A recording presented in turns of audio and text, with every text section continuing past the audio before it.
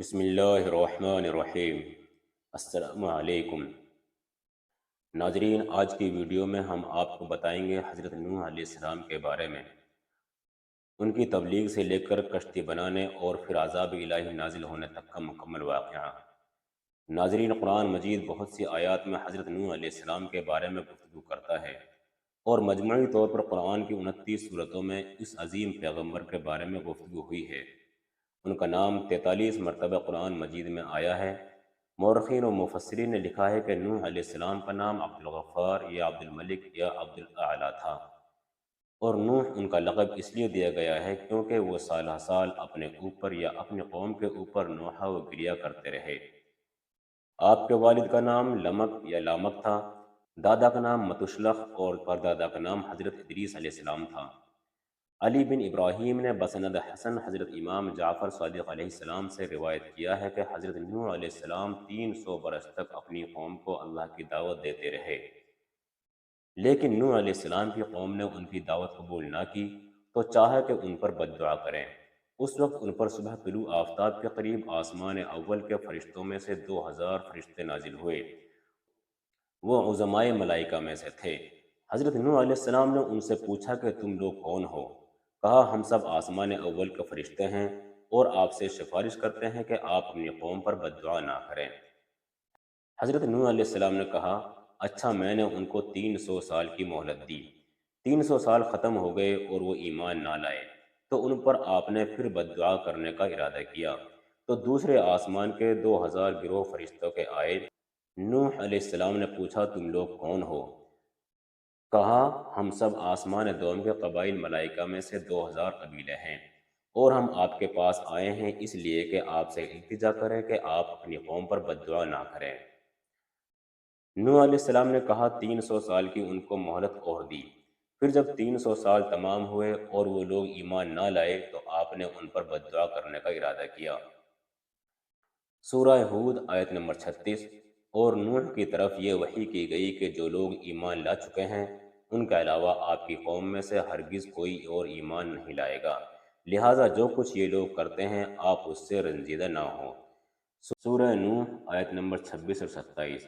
اور نوح نے کہا پروردگار، روئے زمین پر بسنے والے کفار میں سے ایک کو بھی باقی نہ چھوڑ، اگر تو انہیں چھوڑ دے گا تو وہ یقیناً تیرے بندوں کو گمراہ کریں گے، اور یہ لوگ صرف بدکار کافر اولاد ہی پیدا کریں گے۔ حضرت نوح علیہ السلام کی اس بد دعا کے بعد اللہ تعالیٰ نے ان کو حکم دیا کہ وہ کھجور کے درخت بوئیں۔ آپ نے درخت لگانا شروع کیا، بس آپ کی قوم کے لوگ آپ کے پاس آ کر آپ کا مذاق اڑاتے کہ ایسا بوڑھا شخص جس کی عمر کے 900 سال گزر چکے ہیں اور وہ کھجور کا درخت لگا رہا ہے، پھر آپ کو پتھر مارتے تھے۔ اسی طرح 50 سال گزر گئے، کھجور کے تمام درخت بڑے اور مضبوط ہو گئے تو اللہ تعالیٰ کا حکم آیا کہ ان درختوں کو کاٹیں۔ یہ دیکھ کر آپ کی قوم پھر مذاق کرنے لگی کہ جب کہ کھجور کے درخت بڑے ہو گئے ہیں تو اس بوڑھے مرد نے کاٹ ڈالے، اس کی عقل ضائع ہو گئی ہے اور پیری اس پر غالب آ گئی ہے۔ سورہ ہود آیت نمبر 38 اور 39۔ وہ یعنی حضرت نوح علیہ السلام کشتی بنانے لگے۔ ان کی قوم کے سرداروں میں سے جو وہاں سے گزرتا وہ ان کا مذاق اڑاتا تھا۔ نوح علیہ السلام نے کہا اگر آج تم ہمارا مذاق اڑاتے ہو تو کل ہم اسی طرح تمہارا مذاق اڑائیں گے جیسا کہ تم ہمارا مذاق اڑاتے ہو۔ ان قریب تمہیں علم ہو جائے گا کہ کس پر وہ عذاب آئے گا جو اسے رسوا کر دے گا، اور کس طرح ہمیشہ رہنے والا عذاب نازل ہوگا۔ اللہ تعالیٰ نے حضرت نوح علیہ السلام کو کشتی بنانے کا حکم دیا اور جبرائیل علیہ السلام کو ان کی تعلیم پر مامور فرمایا۔ غرض کہ نوح علیہ السلام نے کشتی بنانا شروع کیا۔ اس کی لمبائی 1200 ہاتھ اور چوڑائی 800 ہاتھ اور اونچائی 80 ہاتھ تھی۔ اس طرح کشتی کی لمبائی تقریباً 600 میٹر، چوڑائی 400 میٹر اور اونچائی تقریباً 40 میٹر تھی۔ حضرت نوح علیہ السلام نے عرض کیا اے اللہ، کشتی بنانے میں میری کون مدد کرے گا؟ اللہ نے وحی فرمائی کہ اپنی قوم کے درمیان اعلان کرو کہ جو شخص کشتی بنانے میں میری مدد کرے گا اور اس کی کوئی چیز تراشے گا تو جو کچھ تراشے گا وہ چاندی اور سونا بن جائے گا۔ حضرت نوح علیہ السلام نے یہ اعلان کیا تو لوگ کشتی بنانے میں شامل ہو گئے اور مذاق بھی کرتے جاتے تھے کہ جنگل میں کشتی بنا رہے ہیں۔ جب اللہ تعالیٰ نے نوح علیہ السلام کی قوم کو ہلاک کرنے کا ارادہ کیا تو 40 سال پہلے قوم کی عورتوں کو بانجھ کر دیا تھا۔ پھر ان میں کوئی اولاد پیدا نہیں ہوئی۔ جب نوح علیہ السلام کشتی بنا کر فارغ ہوئے تو خدا کے حکم سے سریانی زبان میں ندا کی، جس کو سن کر تمام جانور اور چوپائے حاضر ہوئے۔ آپ نے ہر حیوان کا جوڑا کشتی میں داخل کیا۔ آپ کی 950 سالہ تبلیغ کے نتیجے میں دنیا کے تمام لوگوں میں صرف 80 آدمی ایمان لائے۔ سورہ ہود آیت نمبر 40۔ یہاں تک کہ جب ہمارا حکم آ گیا اور تنور سے پانی ابلنے لگ گیا تو ہم نے کہا، اے نوح، ہر جوڑے میں سے دو دو کشتی میں سوار کرو اور اپنے گھر والوں کو بھی، سوائے ان کے جن کی بات پہلے ہو چکی ہے، اور ان کو بھی سوار کرو جو ایمان لا چکے ہیں، اگرچہ ان کے ساتھ ایمان لانے والے بہت کم تھے۔ کشتی مسجد کوفہ میں تیار کی گئی۔ جب وہ دن آیا جس روز اللہ تعالیٰ ان کو ہلاک کرنا چاہتا تھا، نوح علیہ السلام کی زوجہ تنور میں، جو مسجد کوفہ میں مشہور ہے، روٹی پکا رہی تھی، اور نوح علیہ السلام کشتی میں اس جگہ جو جانوروں کے لیے کشتی میں مقرر تھی ان کی چیزیں جمع کر رہے تھے۔ اسی دوران زوجہ نوح علیہ السلام نے آواز دی کہ تنور میں پانی آ رہا ہے۔ نوح علیہ السلام نے آ کر تنور میں کچھ مٹی ڈالی اور اس پر مہر لگائی، پانی باہر نہ آئے، اور جا کر تمام جانوروں کو کشتی میں داخل کیا۔ پھر تنور کے پاس آئے اور مہر توڑ دی اور مٹی ہٹا دی۔ آفتاب چھپ گیا اور بجائے اس کے کہ قطرہ قطرہ پانی برسے، یک بار ہی پانی آیا اور تمام چشمہ ابل پڑے، جیسا کہ اللہ تعالیٰ نے فرمایا ہے۔ سورہ قمر آیت نمبر 11 تا 13۔ پھر ہم نے زوردار بارش سے آسمان کے دہانے کھول دیے اور زمین کو شگافتہ کر کے ہم نے چشمے جاری کر دیے، جیسا کہ اللہ تعالیٰ فرماتا ہے۔ سورہ قمر آیت نمبر 11 تا 13۔ پھر ہم نے زوردار بارش سے آسمان کے دہانے کھول دیے اور زمین کو شگافتہ کر کے ہم نے چشمے جاری کر دیے، تو دونوں پانی اس امر پر مل گئے جو مقدر ہو چکا تھا، اور تختوں اور کیلوں والی کشتی پر ہم نے نوح علیہ السلام کو سوار کیا۔ اللہ تعالیٰ نے حضرت نوح علیہ السلام سے فرمایا کہ کشتی میں سوار ہو جاؤ۔ کشتی کے چلنے اور رک جانے کا وقت اللہ تعالیٰ کے نام کے ساتھ نجات کی دعا کرتے رہنا یا بسم اللہ کہتے رہنا۔ غرض کشتی حرکت میں آئی اور نوح علیہ السلام نے اپنے کافر بیٹے کو دیکھا جو پانی میں کھڑا ہوتا اور گرتا جاتا تھا۔ فرمایا، بیٹا ہمارے ساتھ کشتی میں سوار ہو جاؤ اور کافروں کے ساتھ مت رہو۔ اس نے کہا، جلد پہاڑ پر چڑھ جاتا ہوں اور وہاں پناہ لے لیتا ہوں، وہ مجھ کو پانی میں ڈوبنے سے بچا لے گا۔ نوح علیہ السلام نے کہا، آج خدا کے عذاب سے کوئی بچنے والا نہیں ہے مگر وہی بچ سکتا ہے جس پر خدا رحم فرمائے۔ نوح علیہ السلام نے کہا، پالنے والے، یقیناً میرا بیٹا میرے اہل سے ہے، اور بے شک تیرا وعدہ سچ ہے، اور تو تمام حکم کرنے والوں سے بہتر حکم کرنے والا ہے۔ اللہ تعالیٰ نے فرمایا، اے نوح علیہ السلام، وہ تمہارے اہل سے ہرگز نہیں ہیں جن کی نجات کا ہم نے وعدہ کیا تھا، لہٰذا مجھ سے ایسی بات کا سوال نہ کرو جس کا تم کو علم نہ ہو۔ میں تم کو نصیحت کرتا ہوں کہ تم جاہل مت بنو۔ نوح علیہ السلام نے کہا، اے بار تعالیٰ، میں تجھ سے پناہ چاہتا ہوں اس بات سے کہ تجھ سے ایسی چیز کا سوال کروں جس کا مجھے علم نہ ہو، اور اگر تم مجھ کو نہ بخشے گا اور رحم نہ فرمائے گا تو میں نقصان اٹھانے والوں میں سے ہو جاؤں گا۔ بس خاموش ہو رہے جیسا کہ اللہ تعالیٰ نے ان سے فرمایا تھا۔ اسی اثنا میں موج حائل ہو گئی اور نوح علیہ السلام کا بیٹا غرق ہو گیا۔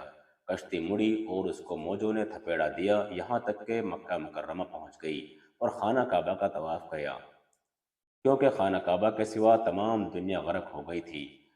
خانہ کعبہ کو بیت العتیق اسی لیے کہا جاتا ہے کیونکہ وہ غرق ہونے سے بچ گیا تھا۔ غرض 40 روز تک آسمان سے پانی برسا اور زمین سے چشمے ابلتے رہے، یہاں تک کہ کشتی اتنی بلند ہوئی کہ آسمان سے جا ملی۔ تو حضرت نوح علیہ السلام نے اپنے ہاتھ بلند کیے اور عرض کیا، یا رحمانہ اتقن، یعنی پروردگار احسان فرما۔ اس وقت خدا نے زمین کو حکم دیا کہ وہ اپنے پانی کو کھینچ لے، جیسا کہ قرآن مجید میں آیا ہے، سورہ ہود آیت نمبر 44۔ یعنی کہا گیا کہ اے زمین اپنے پانی کو جذب کر لے، اور اے آسمان برسنے سے رک جا۔ جو پانی زمین سے باہر آیا تھا زمین نے اس کو جذب کر لیا، مگر آسمان کے پانی کو جذب نہ کیا، اور کہا کہ خدا نے مجھے اپنے پانی کو جذب کرنے کا حکم دیا ہے۔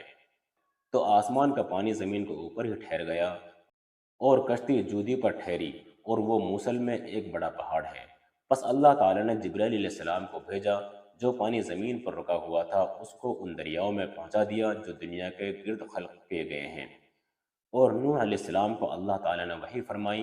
سورہ ہود آیت نمبر 48۔ کہا گیا اے نوح علیہ السلام اترو ہمارے سلامتی اور برکتوں کے ساتھ جو آپ پر اور ان جماعتوں پر ہیں جو آپ کے ساتھ ہیں، اور کچھ جماعتیں ایسی بھی ہوں گی جنہیں ہم کچھ مدت تک زندگی کا موقع بخشیں گے، پھر انہیں ہماری طرف سے دردناک عذاب پہنچے گا۔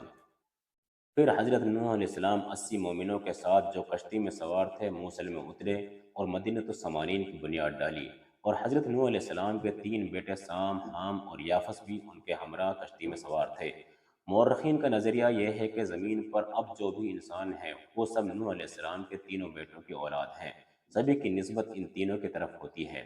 ایک گروہ ایک گروہ حامل نسل ہے جو افریقہ کے علاقے میں رہتا ہے، دوسرا گروہ سامعین نسل ہے جو مشرق وسطیٰ میں رہتا ہے، اور یافس کی نسل کو چین میں سمجھا جاتا ہے، کیونکہ طوفان نوح کے بعد نسل انسانی حضرت نوح علیہ السلام کے بیٹوں کی نسل سے چلی ہے۔ اسی سبب سے حضرت محمد مصطفیٰ صلی اللہ علیہ وسلم نے فرمایا نوح علیہ السلام 2 باپوں میں سے ایک باپ ہیں، یعنی حضرت نوح علیہ السلام آدم علیہ السلام کے بعد تمام انسانوں کے باپ ہیں۔ اسی وجہ سے حضرت نوح علیہ السلام کو آدم ثانی بھی کہا جاتا ہے۔ روایات میں آیا ہے کہ حضرت نوح علیہ السلام کی کشتی پورے 6 ماہ تک پانی پر تیرتی رہی۔ حضرت امام موسیٰ بن جعفر رحمۃ اللہ علیہ سے منقول ہے کہ جب حضرت نوح علیہ السلام کشتی میں بیٹھے اور وہ خدا کے حکم سے چلی تو اللہ تعالیٰ نے پہاڑوں پر وحی کی کہ میں اپنے بندے حضرت نوح علیہ السلام کی کشتی تم میں سے کسی ایک پر ٹھہرانا چاہتا ہوں۔ یہ سن کر تمام پہاڑوں نے اپنے اپنے سر بلند کرنا شروع کر دیے سوائے جودی پہاڑ کے جو موصل میں واقع ہے۔ اس نے عجز اور انکساری سے کام لیا اور کہا کہ میرا وہ رتبہ نہیں ہے کہ حضرت نوح علیہ السلام کی کشتی میرے اوپر ٹھہرے۔